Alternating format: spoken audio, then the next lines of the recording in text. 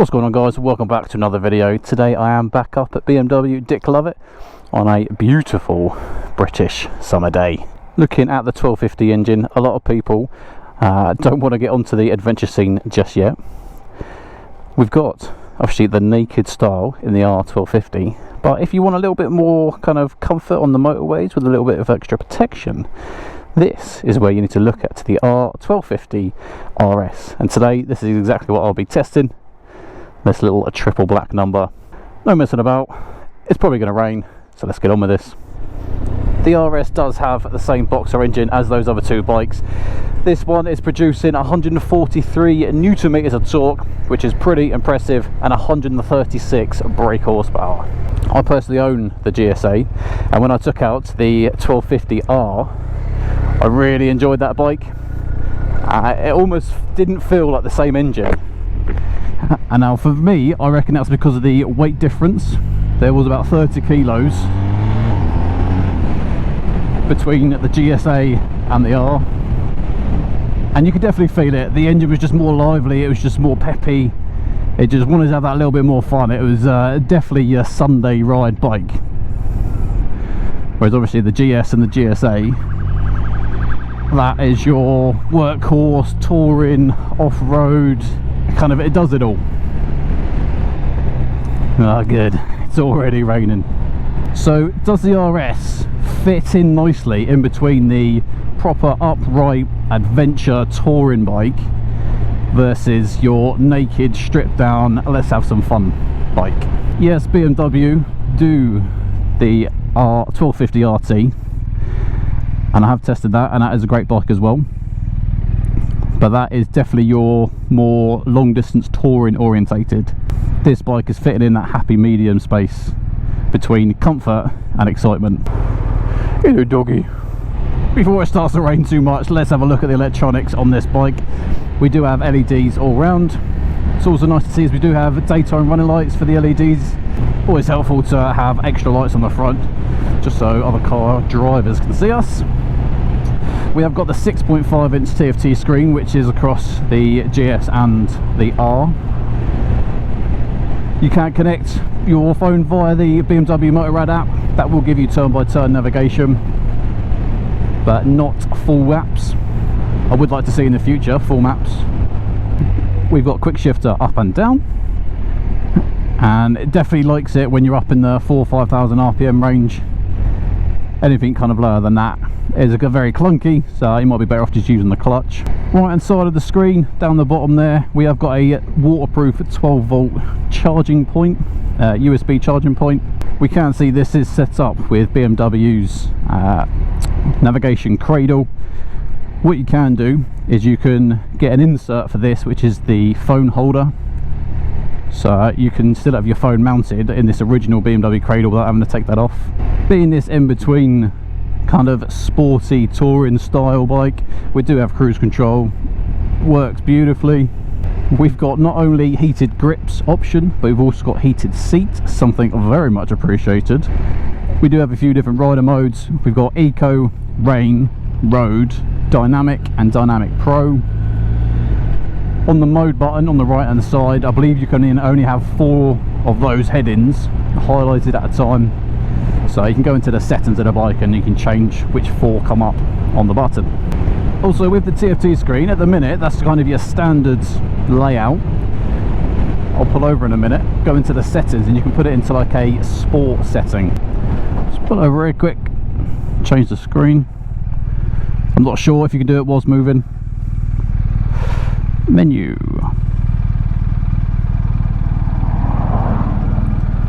Sport. And there we go, now it's showing our max lean angle, left and right. Not only that, on the right hand side it is showing your brake as well, so how much brake pressure you're applying. I've said this before and I'll say it again, I'm not sure how safe it is having your max lean angle left and right displayed on the bike whilst you're riding it.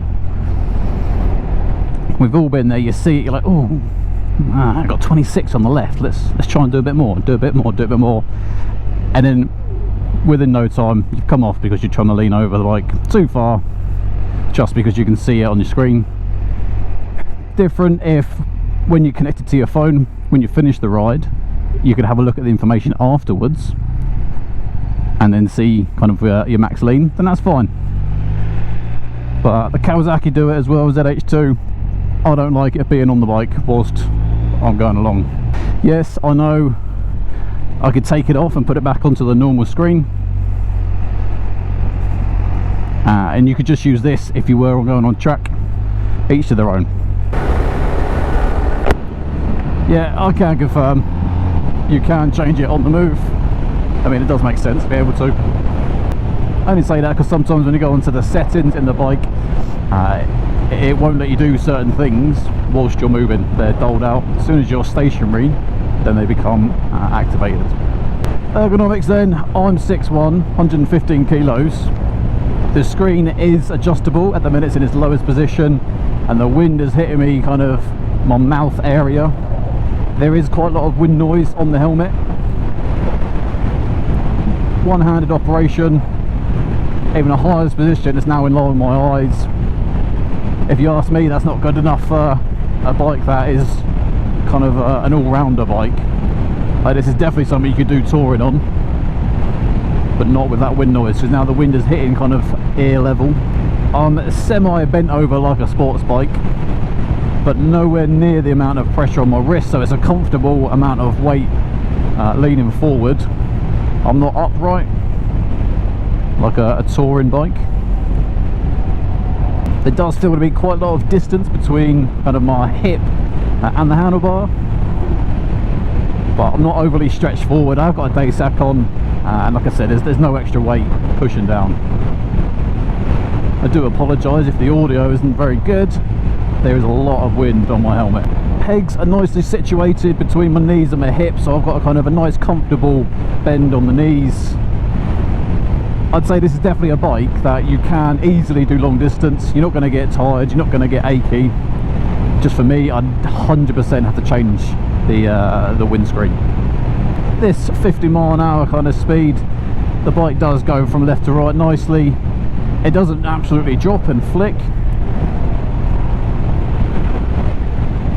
but it is precise when it starts going over.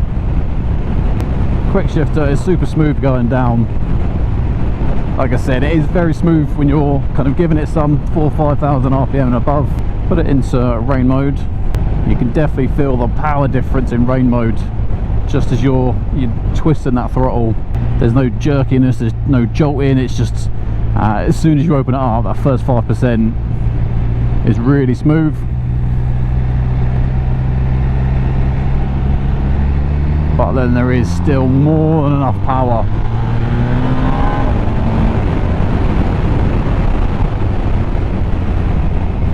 When you get it past that, say 20% throttle. But then you want to have a bit of fun, whack it to dynamic or dynamic pro. Dynamic pro is where you can adjust the parameters inside the setting, kind of make it your own rider mode.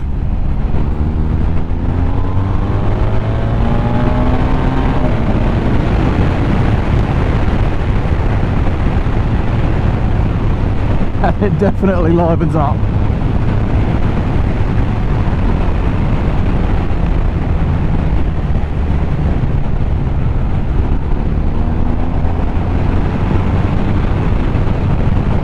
How much is this thing going to set you back then? Well, the base price, and this is for the colour white, is £13,140. Next one up is the colour red, white and blue, which me personally I think is the best looking colour out of the three options.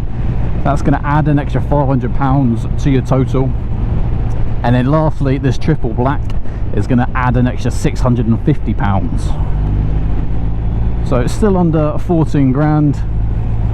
I think it's definitely a lot of bike for your money.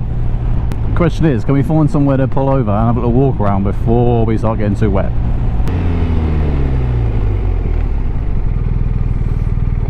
So is the 1250 RS the kind of best combination between the GS and the Naked? I mean, it's not bad, it's not bad. Let's have a little look around. This is how she looks from the front. Excuse the flickering of the lights, but those are the daytime running lights. You can't mistake those big bulbous flathead engine of the boxer engine sticking out from either side. The screen does have this kind of nice little shape to it to kind of force the air away from you. It's just a shame there's not enough flick on the top half to really get that air above you. We do have extra little wind deflectors left and right just to kind of give the ride a little bit of extra bubble. Not only do we have a side stand, but we've also got a centre stand with this bike, integrated luggage rack, rear rack top box with grab handles, shaft drive on the rear, Brembos front and rear with 320 twin discs at the front and 276 at the rear. More than enough stopping power for this bike. Situated underneath the front seat is also the heated seat button, but there's also a button on the handlebar. Having some longer distance rides in mind, this does have an 18 litre fuel tank, and you are going to get roughly 200 miles to a tank, depending on how you ride. Let me know which colour you prefer. Is it black? Is it the white? Or like me, red, white and blue? I'm going to make a move before it starts doing the wet stuff. Let's get back on the bike and finish off the review. This bike has a seat height of 820mm. Remember, I'm 6'1". When sat on the bike, I've got both feet flat on the floor as well. So anyone who's a little bit shorter than me is definitely going to not find this any problems. It isn't the lightest bike, coming in at 243 kilos, but because of the engine is so low, it does mean that the centre of gravity is quite low. So when you're stationary, you can't feel a lot of weight. Obviously you can feel some weight. Sound test.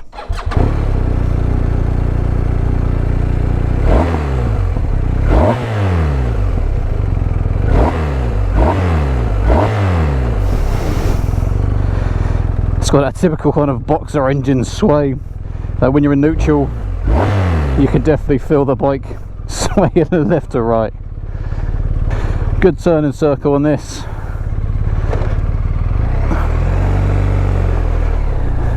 And then slow speed handling. The throttle, the clutch is nice and light, which means you can just feather it nice and easy. Like I said, tight turn and circle, full lock. If you squeeze the front or the rear brake quite hard, see that green H on the top left, that's hill hold control, and that works whether you're facing uphill or downhill, which I use all the time. You're at a set of traffic lights and there's a slight incline or a slight decline, just squeeze it, applies the brakes for you, holds it until you then go and pull off. So under 50 into the 30 miles an hour kind of handling, yeah, it definitely lightens up. When you get to the 50, like I said, it does go, but it's just not boom, boom, boom, it doesn't drop in. But the handling is precise, is what it is. So, and this is like your fun bike, but it's also a sensible bike. Like, you've obviously got more protection than on the Naked. You've got similar fun, I'd say. Like I said, the handling, the seating position is quite similar to the Naked, but you've got added protection, added layer of wind protection whilst on this bike. The good thing is with this bike, if you want to have a little bit of extra fun, you can put it in Dynamic Pro and the front gets a little bit light. Wink wink, nudge nudge. Like I said, Brembo brakes, even the rear is really sharp on this, but a good sharp. Like, it's a really progressive. Like, some bikes with the rear brake, just there's no point it being there. It's a formality, so yeah, we got a rear brake. Not this rear alone can get you stopped. The front brake, I use one finger on this, and there's enough power in the one finger braking to get me stopped. The seat so far is comfortable. I've not been on the bike too long, but like I said, where you're not upright and you are kind of leant forward somewhat, your seating position is taking the weight off your bum. This seat is definitely something that you can chop down to miles, and you aren't going to get aches too soon. Like any bike, you'll get aches and pains. In Dynamic, this bike just wants to go. Definitely a little bit livelier than the GSA. We are talking 20-30 kilos different. I really like this bike. Like I said, my only biggest gripe is the windscreen, which I've no doubt there's aftermarket windscreens out there. So in the grand scheme of things, it's not a big gripe, and it is an easy fix. It's comfortable, it's punchy, it's powerful. Brakes are good. Suspension, haven't mentioned that. We do have electronic suspension on this. Button on the front left handlebar. You have to do it when you're stationary, but you can go through and adjust the front and the rear. This bike is a fantastic contender for potentially the best sports touring bike for the price range as well, under £14,000. If you look at some of the other top tier sports tourers, yeah, there is a couple that are in the £15,000 price range, but then there's definitely some with a supercharger that are in the 20 plus price tag. Take out the supercharger, is that bike worth 10 grand or so more than this? No, definitely. Make yourself some bags, get a bigger screen, and this is a fantastic bike. You've got some typical vibrations through the foot pegs, nothing major, just shout home about. Biggest thing you're gonna have to remember, like anyone with a boxer engine, when you come to a stop, is to not hit your shins on those bad boys sticking out either side. I do it all the time. I would say it gets easier and you remember, but you don't. I would absolutely love to see BMW bring from their RT that's got like a 10.23 inch TFT that has full maps navigation. I'd absolutely love to see it on like this, the GS. I've just got something about having full maps. I hate turn by turn. We know BMW have got it. Let's see if they bring it over. Obviously this year GS 1300 is coming out, so potentially next year the RS will be stepped up to the 1300. Same with the 1250R, the naked. Be interesting to see if they do bring that 1300 engine into those platforms next year, or whether they kind of prolong it and push it to 2025. Slow speed handling at 20 miles an hour. So I am in Dynamic Pro at the minute. It's definitely going to be the more aggressive throttle response. On off, there is a little bit of jerkiness. There is a little bit, but like I said, put it into rain. Let's get back up to 20. And that jerkiness is near enough gone. Super easy to hold it at 20, but if you can't and you're struggling, there you go, stick it at 20. Some bikes don't go down to 20 miles an hour, so it is nice to see that BMW have done it. Slower speed handling, all these potholes and that, you can just dip it around. I'm going to say these little wind deflectors on the side must be doing something, because there's very little wind hitting my legs or my body, so it's just the top of my helmet from that screen. Almost beg to differ, is it worth having it in the lower position so that I'm getting more of an even spread of wind across my helmet rather than kind of ear level and up? Let's find out.